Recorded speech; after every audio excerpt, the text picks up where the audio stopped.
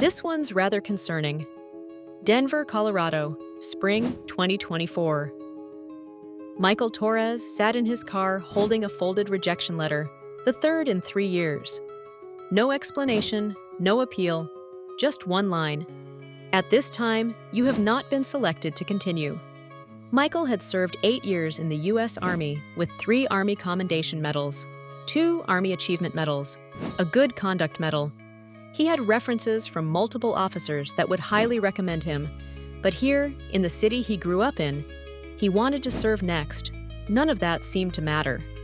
Inside the Civil Service Commission, decisions were being made by a panel of political appointees, none of whom had ever worked in law enforcement, had psychology experience, or even expressed any interest in bringing any form of selfless contribution to the city.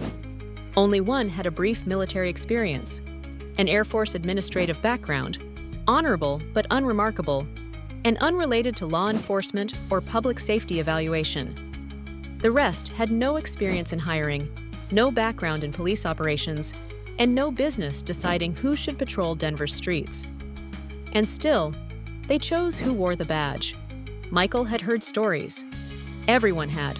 One candidate who made it through was later revealed to be a child sex offender. His record somehow missed, or worse, ignored during the screening process.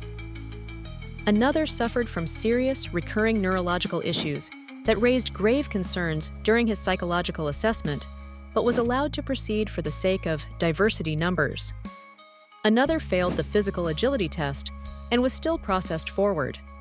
Michael, meanwhile, had passed the physical test, polygraph, psychological exam, scored highly on the written exam, submitted a sterling background, and yet wasn't even given an interview. As he later learned, the commissioners' meeting that was to determine his candidacy was canceled and rejected him from moving forward. Why? He never got an answer. And above it all, rumors grew that one of the commissioners had embezzled marijuana tax money, funds that had been promised to struggling Denver schools. Instead of new books, kids got budget cuts. Instead of teacher raises, classrooms were shut down. The money vanished in a maze of administrative expenses. When Executive Director Nicey Murray pushed back, refusing to compromise the hiring standards any further, they fired her. She warned the public, the people making these decisions are not qualified. They are pushing through dangerous candidates, and they're putting the city at risk. They silenced her. Denver hadn't run out of good cops. It threw them away.